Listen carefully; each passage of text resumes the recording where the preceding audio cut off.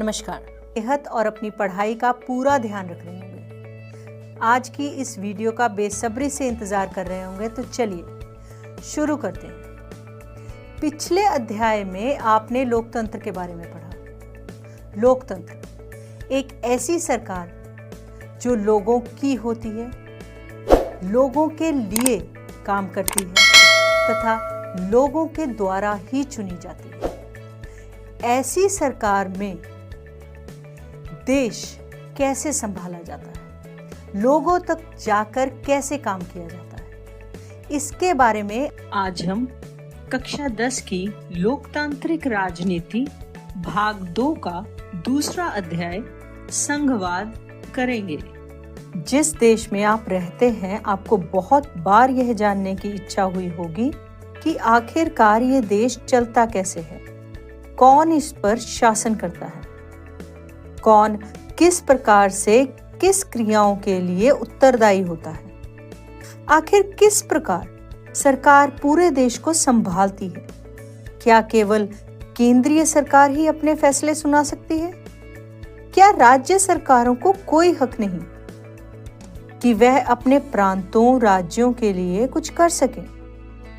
इन सभी प्रश्नों का उत्तर हम इस पाठ में पढ़ेंगे, परंतु सबसे पहले हमें यह जानने की जरूरत है कि शासन प्रणाली कितने प्रकार की हो सकती है।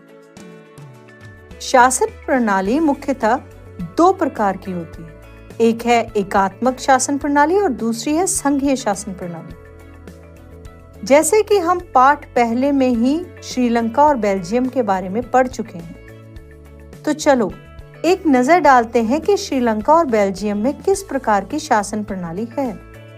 श्रीलंका में केंद्र सरकार के पास ही सारे अधिकार होते हैं, यानी ये है कि एकात्मक शासन प्रणाली वहां होती है, जहां पर मुख्य तौर से सभी निर्णय केवल केंद्र सरकार ही ले सकती है। परंतु बेल्जियम एक ऐसा देश है जहां संघीय व्यवस्था में 2 स्तर की सरकार होती है। एक सरकार पूरे देश के लिए होती है और राष्ट्रीय महत्व के विषयों पर बात करती है, फिर राज्य या प्रांत की सरकारें होती हैं। दोनों स्तरों की सरकारें अपने अपने स्तर पर स्वतंत्र होकर काम करती हैं। केंद्र और राज्य सरकारों के बीच सत्ता का बंटवारा हर शासन प्रणाली में अलग अलग प्रकार का होता है। संघीय शासन व्यवस्था आमतौर पर 2 तरीकों से गठित होती है। पहला तरीका ये है कि 2 या 2 से अधिक स्वतंत्र देशों को साथ लाकर एक बड़ी इकाई बनाई जाती है तथा यह इकाई सभी निर्णय लेती है। उदाहरण के लिए संयुक्त राष्ट्र अमेरिका, ऑस्ट्रेलिया, बहुत से ऐसे देश हैं जो संघीय शासन व्यवस्था का पहले तरीके का प्रयोग करते हैं। अब आता है दूसरे तरीका।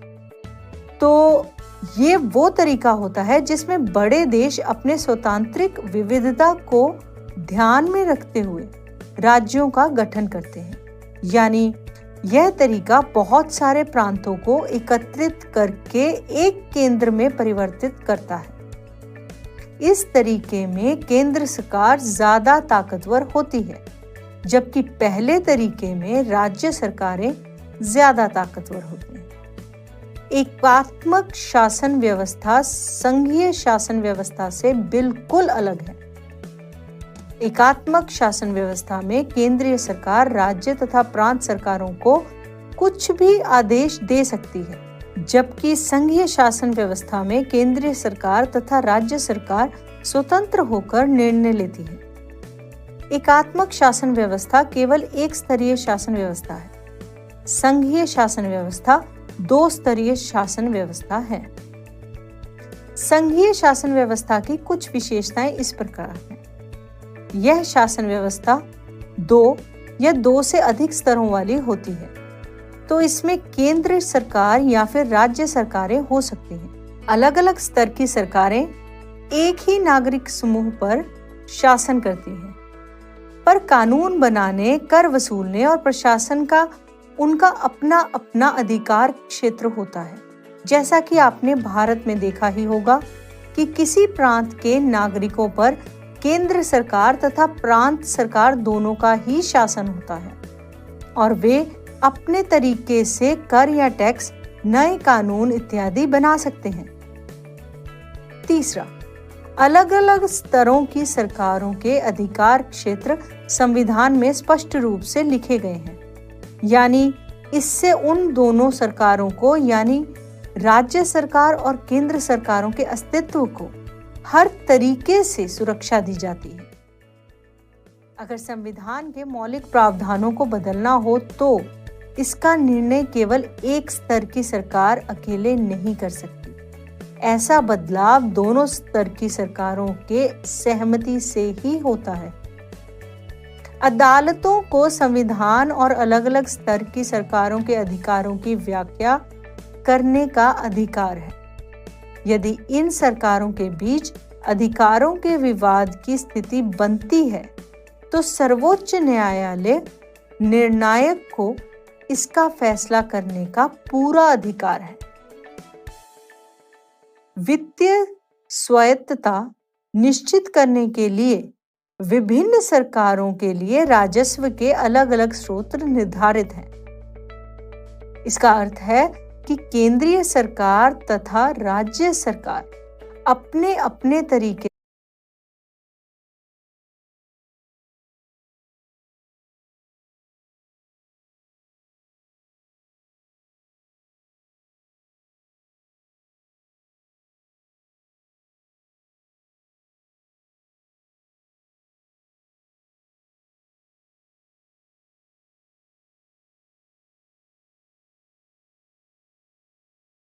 इकट्ठा कर सकती है तथा इसी प्रकार ही संघीय शासन व्यवस्था के दो उद्देश्य हैं: देश की एकता की सुरक्षा करना और उसे बढ़ावा देना।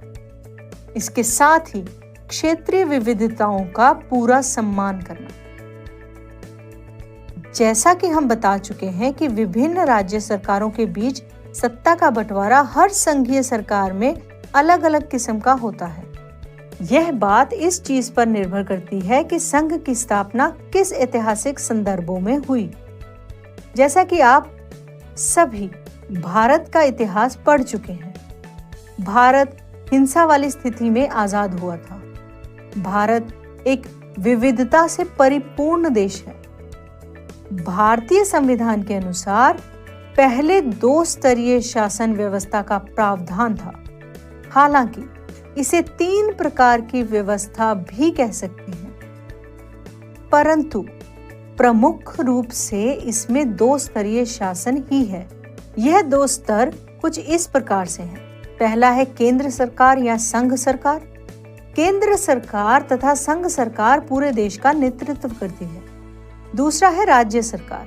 राज्य सरकार केवल राज्यों का ही प्रतिनिधित्व करती है, परंतु समय के साथ साथ इन 2 स्तरीय शासन प्रणालियों को त्रिस्तरीय शासन प्रणाली में बदल दिया गया, जिनमें से पहला स्तर केंद्र सरकार, दूसरा स्तर राज्य सरकार तथा तीसरा स्तर स्थानीय शासन था। इसमें पंचायत, नगर पालिका ही प्रतिनिधित्व करती है। किसी भी संघीय व्यवस्था की तरह अपने यहाँ भी 3 स्तरों की शासन व्यवस्थाओं के अपने अलग अलग अधिकार क्षेत्र हैं। संविधान में स्पष्ट रूप से केंद्र और राज्य सरकारों के बीच विधायी अधिकारों को 3 हिस्सों में बांटा गया है। यह 3 सूचियां कुछ इस प्रकार हैं। संघ सूची। संघ सूची में आने वाले सभी मामलों पर केंद्र सरकार ही कानून बनाती है। ये मामले हैं जैसे बैंकिंग, संचार, मुद्रा, सेना प्रतिरक्षा, विदेश मामलों, इन सभी से संबंधित। दूसरा आता है राज्य सूची। जैसे कि आपको नाम से ही पता चल रहा होगा कि यह राज्य सूची है, तो इसका अर्थ है राज्य सूची पर केवल राज्य सरकारें ही कानून बना सकती हैं। राज्य सूची में पुलिस, व्यापार, वाणिज्य, कृषि और सिंचाई जैसे प्रांतीय और स्थानीय महत्व के विषय हैं। तीसरा आता है समवर्ती सूची। इस सूची में शिक्षा, मजदूर संघ, विवाह, गोद लेना और उत्तराधिकार जैसे विषय हैं, जो केंद्र के साथ राज्य सरकारों की साझी दिलचस्पी में आते हैं। इन विषयों पर कानून बनाने का अधिकार राज्य सरकारों और केंद्र सरकारों दोनों को है, लेकिन जब दोनों के कानूनों में टकराव हो तो केंद्र सरकार द्वारा बनाया कानून ही मान्य होता है। आपके मन में एक सवाल उठना मुमकिन है, जो विषय इनमें से किसी सूची में नहीं आते उनका क्या होगा? फिर कंप्यूटर सॉफ्टवेयर जैसे विषय किसके अधिकार क्षेत्र में रहे, क्योंकि यह संविधान बनने के बाद आए? तो उसका उत्तर ये है कि हमारे संविधान के अनुसार बाकी बचे विषय केंद्र सरकार के अधिकार क्षेत्र में चले जाते हैं। एक दिलचस्प बात यह है कि आपने देखा होगा कि सबको साथ लेकर चलने की नीति मानकर बनी अधिकतर बड़ी संघीय व्यवस्थाओं में सभी इकाइयों को बराबर अधिकार नहीं मिल पाते। भारतीय संघ के सारे राज्यों को भी बराबर अधिकार नहीं है। कुछ राज्यों को विशेष दर्जा प्राप्त है, जैसे कि असम, नागालैंड, अरुणाचल प्रदेश और मिजोरम। अपने विशिष्ट सामाजिक और ऐतिहासिक परिस्थितियों के कारण भारतीय संघ की कई इकाइयां यानी कुछ क्षेत्रों को बहुत ही कम अधिकार प्राप्त हुए हैं। ये वैसे वो इलाके हैं जो अपने आकार के चलते स्वतंत्र प्रांत नहीं बन पाए और इन्हें किसी मौजूदा प्रांत में मिलाना भी संभव नहीं था, जैसे चंडीगढ़ या लक्षद्वीप अथवा देश की राजधानी दिल्ली जैसे इलाके इसी श्रेणी में आते हैं। इन्हें केंद्रीय शासित प्रदेश कहा जाता है। इन क्षेत्रों को राज्यों वाले अधिकार प्राप्त नहीं हैं। इन इलाकों पर शासन चलाने का विशेष अधिकार केंद्र सरकार को ही प्राप्त है। केंद्र और राज्य में सत्ता का बंटवारा संविधान के तहत किया गया है और इन अधिकारों के इस बंटवारे में बदलाव करना आसान बात नहीं है। ऐसे किसी भी बदलाव को पहले संसद के दोनों सदनों में 2/3 बहुमत से मंजूर किया जाना होता है। फिर कम से कम आधे राज्यों की विधानसभाओं से उसे मंजूर करवाना होता है। संवैधानिक प्रावधानों और कानूनों के क्रियान्वयन की देखरेख में न्यायपालिका महत्वपूर्ण भूमिका निभाती है। शक्तियों के बंटवारे के संबंध में कोई भी विवाद हो जाए तो फैसला हाई कोर्ट और सुप्रीम कोर्ट में ही होता है। तो चलिए अब हम देखते हैं कि अभी तक हमने क्या पढ़ा। संघवाद किसे कहते हैं? शासन की वह व्यवस्था जिसमें किसी देश की अव्यय इकाइयों और एक केंद्रीय शक्ति के बीच सत्ता की साझेदारी हो, उसे संघवाद कहते हैं। किसी भी संघीय व्यवस्था में सामान्य तौर पर सरकार के कितने स्तर होते हैं? किसी भी संघीय व्यवस्था में सामान्य तौर पर सरकार के 2 स्तर होते हैं। एक स्तर पर पूरे देश के लिए एक सरकार होती है और दूसरे स्तर पर राज्य की सरकारें होती हैं। केंद्रीय शासित प्रदेश का मतलब समझाइए। भारतीय गणराज्य की कुछ इकाइयों का क्षेत्रफल इतना कम है कि उन्हें एक राज्य का दर्जा नहीं दिया जा सकता। कुछ अन्य कारणों से इन्हें किसी अन्य राज्य में मिलाया भी नहीं जा सकता। इन इकाइयों के पास बहुत ही कम शक्तियां होती हैं। इन्हें केंद्रीय शासित प्रदेश कहते हैं। ऐसे क्षेत्रों में प्रशासन के लिए केंद्र सरकार के पास विशेष अधिकार होते हैं, जैसे कि दिल्ली, चंडीगढ़, अंडमान निकोबार आदि। चलिए, केंद्र और राज्य सरकारों के बीच में निर्णायक की भूमिका कौन निभाता है? केंद्र और राज्यों के बीच में निर्णायक की भूमिका सर्वोच्च न्यायालय निभाती है। चलिए अब हम जानते हैं कि संघीय व्यवस्था कैसे चलती है। अगर आप सोचते हो कि केवल संवैधानिक प्रावधान बनाने या कानून निर्माण से शासन व्यवस्था सुधर सकती है तो यह बिल्कुल गलत है। हमारे देश में संघीय व्यवस्था के कारगर कामकाज के लिए संवैधानिक प्रावधान जरूरी हैं, परंतु इतना ही पर्याप्त नहीं है। अगर भारत में संघीय शासन व्यवस्था कारगर हुई तो इसका श्रेय केवल संवैधानिक प्रावधानों को नहीं होना चाहिए, बल्कि इसकी सफलता का मुख्य श्रेय यहाँ की लोकतांत्रिक राजनीति को ही देना होगा। इसी से संघवाद की भावना विविधता का आधार तथा साथ रहने की इच्छा का हमारे देश के साझा आदर्श के रूप में स्थापित होना सुनिश्चित हुआ। अब हम बात करेंगे भाषाई राज्यों की। भाषा के आधार पर प्रांतों का गठन हमारे देश के लोकतांत्रिक राजनीति के लिए पहली और एक कठिन परीक्षा थी। अगर आप 1947 से 2019 तक देखें तो आपको पता चलेगा कि हमारे भारत में बहुत सारे नए प्रांतों और राज्यों का पुनर्गठन हुआ। नए राज्यों को बनाने के लिए 1950 के दशक में भारत के कई पुराने राज्यों की सीमाएं बदली गई। यह सुनिश्चित करने के लिए किया गया कि एक भाषा बोलने वाले लोग एक राज्य में आ जाएं। इसके बाद कुछ अन्य राज्यों का गठन भाषा के आधार पर नहीं, बल्कि संस्कृति, भूगोल अथवा जातीयता की विभिन्नता को रेखांकित करने और उन्हें आदर देने के लिए भी किया गया। इनमें नागालैंड, उत्तराखंड और झारखंड जैसे राज्य सम्मिलित हैं। भाषा के आधार पर बांटे जाने वाले राज्यों में एक पंजाब राज्य भी शामिल है। पहले पंजाब में 3 प्रकार की भाषाएं बोली जाती थी, जिनमें से कुछ लोग हरियाणवी तो कुछ लोग हिमाचली और कुछ लोग पंजाबी बोला करते थे। इसलिए इन्हीं भाषाओं के आधार पर इनको 3 राज्यों में बांट दिया गया। संविधान सभा के सामने भाषा का मुद्दा एक बड़ी समस्या बनकर आया। हमारे देश में विभिन्न प्रकार की भाषाएं बोली जाती हैं। भारत में किसी भी भाषा को राष्ट्रभाषा का दर्जा नहीं दिया गया। हिंदी भाषा को राजभाषा माना गया, परंतु हिंदी केवल 40% लोगों की ही मातृभाषा है। संविधान में हिंदी के अलावा 21 और भाषाओं को अनुसूचित भाषा का दर्जा दिया गया है। केंद्र सरकार की कोई भी परीक्षा किसी भी भाषा में दी जा सकती है, बशर्ते इन भाषाओं को विकल्प के रूप में चुना हुआ हो।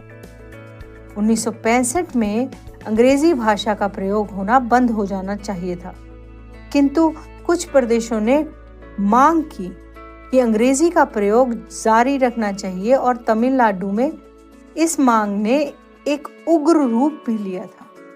इसलिए केंद्रीय सरकार ने हिंदी के साथ साथ अंग्रेजी भाषा को राजकीय कामों में प्रयोग करने की अनुमति दी और इस प्रकार इस विवाद को सुलझाया। भाषाओं से चलते हैं केंद्र और राज्यों के संबंधों पर। केंद्र और राज्यों के संबंधों में लगातार बदलाव होते आए हैं। हमारे देश में एक लंबे समय तक केंद्र में एक ही पार्टी ने शासन किया। इस तरह से राज्य और केंद्र में एक साथ होने के कारण समस्या नहीं आई, लेकिन 1990 के बाद से केंद्र में गठबंधन की सरकार का युद्ध शुरू हुआ। अब केंद्र में अलग तथा राज्य में अलग सरकार बनने लगी, जिस कारण से कई बार केंद्र सरकार ने राज्य सरकार को भंग किया।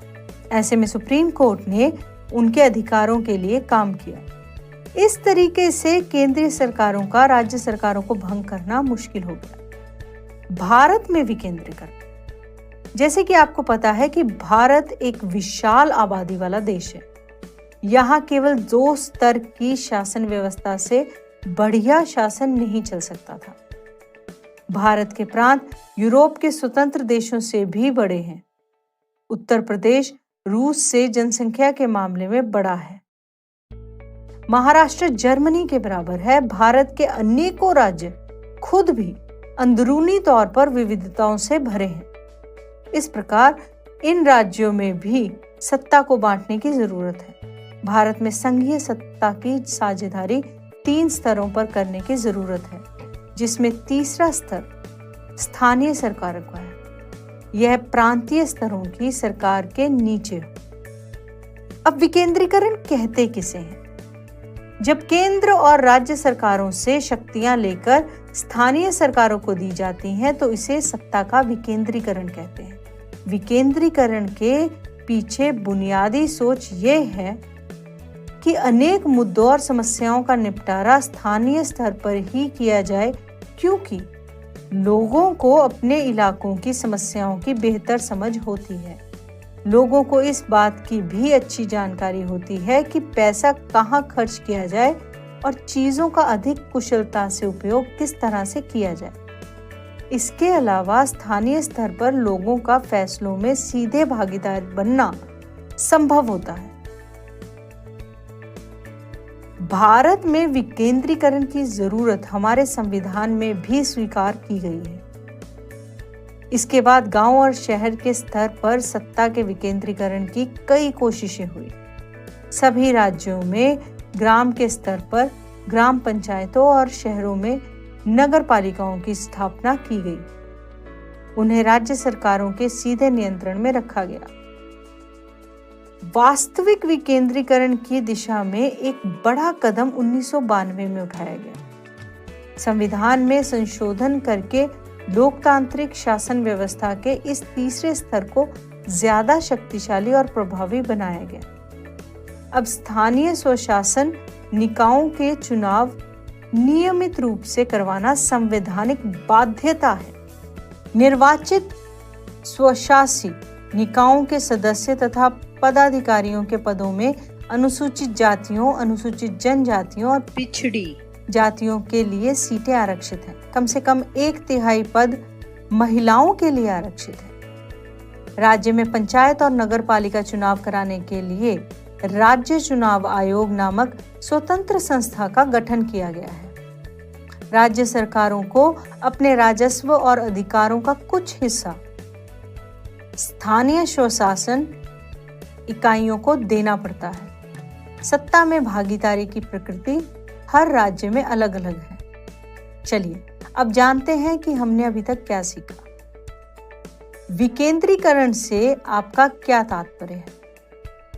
अनेक व्यक्तियों या इकाइयों के मध्य सत्ता के विभाजन की व्यवस्था को विकेंद्रीकरण कहा जाता है।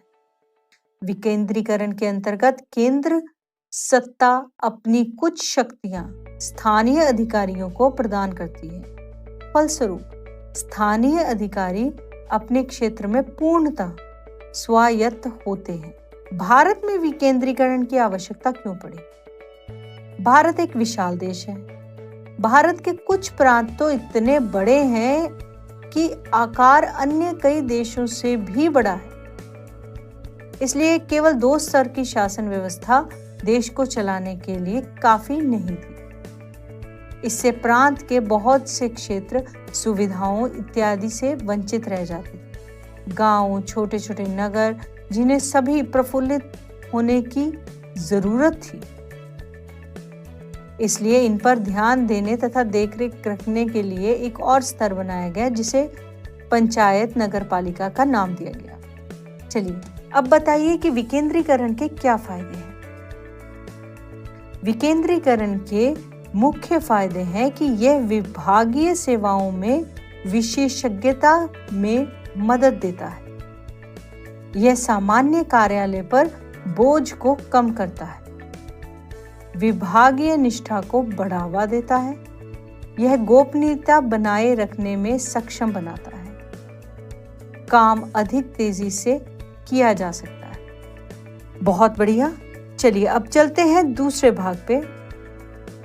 पंचायत। पंचायतों का विभाजन प्रमुख रूप से 3 भागों में किया जाता है। पहला है ग्राम पंचायत, दूसरा है जिला पंचायत और तीसरा है जिला परिषद। इनमें से ग्राम पंचायत छोटे स्तर पर, जिला पंचायत उससे बड़े और जिला परिषद सबसे बड़े स्तर पर काम करती है। ग्राम पंचायत गांव के स्तर पर मौजूद स्थानीय शासन व्यवस्था को पंचायती राज के नाम से जाना जाता है। प्रत्येक गांव में पंचायत होती है। यह एक तरह की परिषद है जिसमें कई सदस्य और एक अध्यक्ष होता है। सदस्य वार्डों से चुने जाते हैं और उन्हें सामान्यतः पंच कहा जाता है। अध्यक्ष को प्रधान या सरपंच कहा जाता है। इनका चुनाव गांव का अथवा वार्डों में रहने वाले सभी लोग मतदान करने के जरिए करते हैं। यह पूरी पंचायत के लिए फैसला लेने वाली संस्था होती है। पंचायतों का काम ग्राम सभा की देखरेख में चलता है। गांव के सभी मतदाता इसके सदस्य होते हैं। इसे ग्राम पंचायत का बजट पास करने और कामकाज की समीक्षा के लिए साल में कम से कम 2 या 3 बार बैठक करनी ही होती है। प्रखंड स्तरीय पंचायती, ये स्थानीय शासन का ढांचा जिला स्तर तक का है। कई ग्राम पंचायतों को मिलाकर पंचायत समिति का गठन होता है। इसे मंडल या प्रखंड स्तरीय पंचायत कहा जाता है। इसके सदस्यों का चुनाव उस इलाके के सभी पंचायत सदस्य करते हैं। जिला परिषद, जिले के सभी पंचायत समितियों को मिलाकर जिला परिषद का गठन होता है। नगर, इस प्रकार की स्थानीय शासन वाली संस्थाएं शहरों में काम करती हैं। शहरों में नगर पालिका होती है। बड़े शहरों में नगर निगम के पदाधिकारी को मेयर कहते हैं। नगर पालिका और ग्राम पंचायतों के लिए करीब 36 लाख लोगों का चुनाव होता है। यह संख्या अपने आप में ही दुनिया के कई देशों की कुल आबादी से ज्यादा है। संघवाद के फायदे, सरकारों को संवैधानिक दर्जा दिए जाने में हमारे यहाँ लोकतंत्र की जड़ें और मजबूत होती हैं। इसमें महिलाओं का प्रतिनिधित्व बढ़ाने के साथ ही हमारे लोकतंत्र में उनकी आवाज को मजबूत किया जाता है। आज के इस अध्याय में आपको राज्य तथा राष्ट्र दोनों के बारे में काफी समझ आया होगा। चलिए अब जानते हैं कि हमने क्या सीखा। चलिए सबसे पहले कुछ रिक्त स्थानों की पूर्ति करते हैं। संघीय सरकार के मुकाबले प्रांत अधिक डैश हैं, लेकिन भारत की संघीय प्रणाली डैश को ध्यान में रखते हुए बनाए गए संघ की है और यहाँ कुछ राज्यों को औरों से ज्यादा शक्तियां प्राप्त हैं। चूंकि संघीय सरकार के मुकाबले प्रांत अधिक शक्तिशाली हैं, लेकिन भारत की संघीय प्रणाली आंतरिक विविधता को ध्यान में रखते हुए बनाई गई। चलिए अब आपके सामने एक सवाल है, उसके 4 ऑप्शन हैं। आपको उनमें से कोई एक चुनना है जो कि सही है। संघीय सरकार की एक विशिष्टता है, राष्ट्रीय सरकार अपने कुछ अधिकार प्रांतीय सरकारों को देती है। अधिकार विधायिका, कार्यपालिका और न्यायपालिका के बीच बंट जाते हैं। निर्वाचित पदाधिकारी ही सरकार में सर्वोच्च ताकत का उपयोग करते हैं। सरकार की शक्ति शासन के विभिन्न स्तरों के बीच बंट जाती है। संघीय सरकार की एक विशिष्टता ये है कि सरकार की शक्ति शासन के विभिन्न स्तरों के बीच बंट जाती है। भारतीय संविधान की विभिन्न सूचियों में दर्ज कुछ विषय यहाँ दिए गए हैं। इन्हें नीचे दी गई तालिका के संघीय सूची, राज्य सूची और समवर्ती सूची वाले समूहों में लिखिए। चलिए देखते हैं संघीय सूची। इसमें आता है रक्षा, बैंकिंग और संचार। राज्य सूची, इसमें आता है पुलिस, कृषि और व्यापार। समवर्ती सूची, इसमें आता है शिक्षा, वन और विवाह। अब आपको अपनी स्क्रीन पर 2 सूचियां दिख रही होंगी। आपको पहली सूची को दूसरी सूची से मिलाना है। तो चलिए, भारतीय संघ, प्रधानमंत्री, राज्य, राज्यपाल, नगर निगम, मेयर और ग्राम पंचायत, सरपंच। तो चलिए अब आप बताइए कि भारत में संघीय शासन व्यवस्था का तीसरा स्तर क्या है? बिल्कुल सही, भारत में संघीय शासन व्यवस्था का तीसरा स्तर पंचायती राज और नगर पालिका है। किसी आदर्श संघीय व्यवस्था के 2 पहलू क्या हैं? किसी भी आदर्श संघीय व्यवस्था के 2 पहलू हैं, पारस्परिक विश्वास और साथ रहने की सहमति। केंद्र और राज्य में सामंजस्य स्थापित करना कोई आसान काम नहीं होता। एक लोकतंत्र में इसको करना लोकतंत्र की जीत होता है। हमारे देश में ये बहुत ही बखूबी से निभाया जा रहा है। एक और कारण अपने देश पे गर्व करने का। हम नई वीडियो के साथ जल्द ही वापस आएंगे। तब तक के लिए स्वस्थ रहिए, सुरक्षित रहिए तथा पढ़ते रहिए। नमस्कार।